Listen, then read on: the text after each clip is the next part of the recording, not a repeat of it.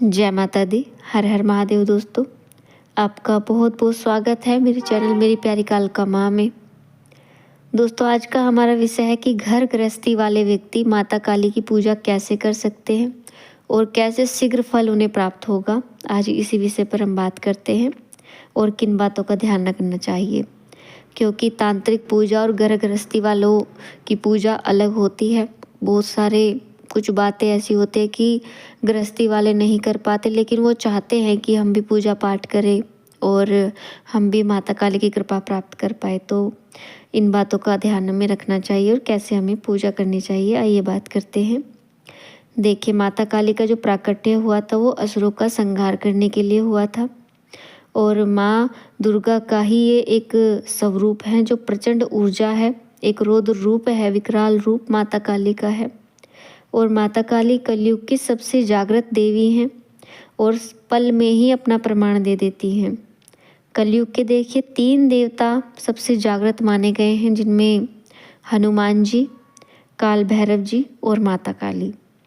माता काली जागृत देवी हैं और इनकी पूजा का फल शीघ्र ही आपको प्राप्त होता है। दोस्तों, माता काली की विशेष जो पूजा होती है वो बंगाल में की जाती है। बंगाल में बगैर माता काली के कोई कार्य संपन्न नहीं माना जाता और वहाँ पर माँ भगवती का विशाल मंदिर है जो दक्षिणेश्वरी काली मंदिर के नाम से प्रसिद्ध है, जो बहुत ही चमत्कारी है।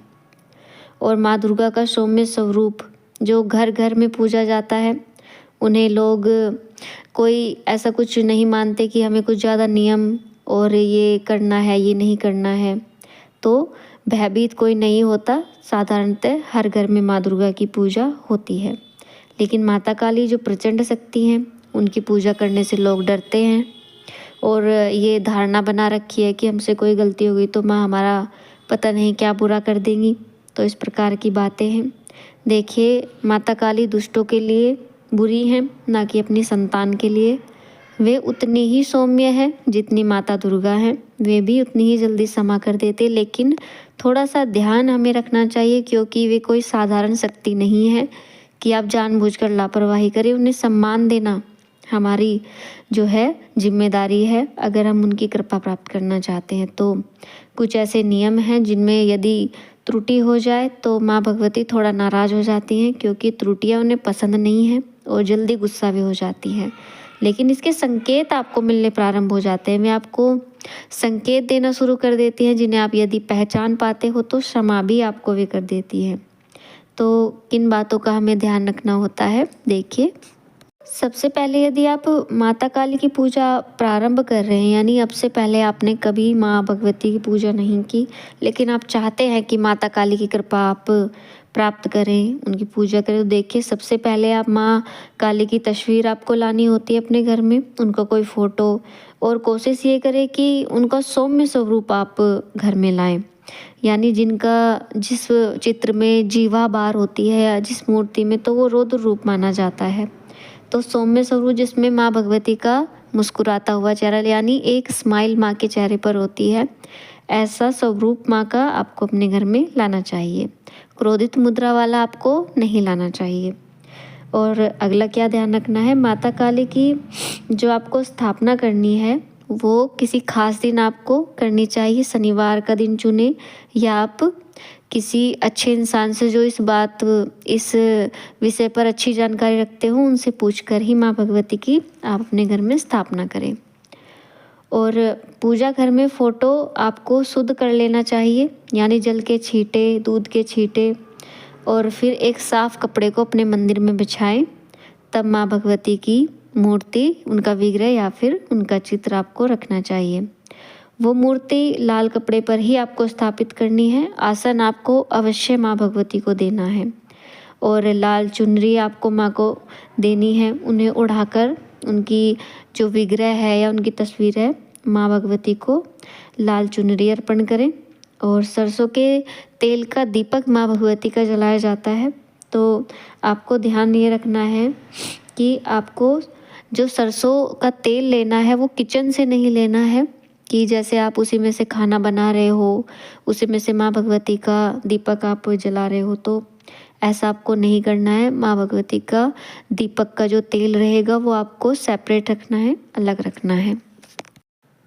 और दोस्तों, माँ काली की पूजा आप सामान्य रूप से करें, कोई आडंबर करने की आवश्यकता नहीं है। और कोई नया उपाय, नई क्रिया आपने जैसे कि आजकल यूट्यूब पर दिखाते हैं, जैसे नींबू काट कर दीपक जला रहे हैं या कोई भी कुछ कर रहा है, तो बगैर जानकारी के आप कोई नया एक्सपेरिमेंट कभी मत करें। आप साधारण रूप से ही माँ भगवती की पूजा करें, वो भी आपको उतना ही फल देगी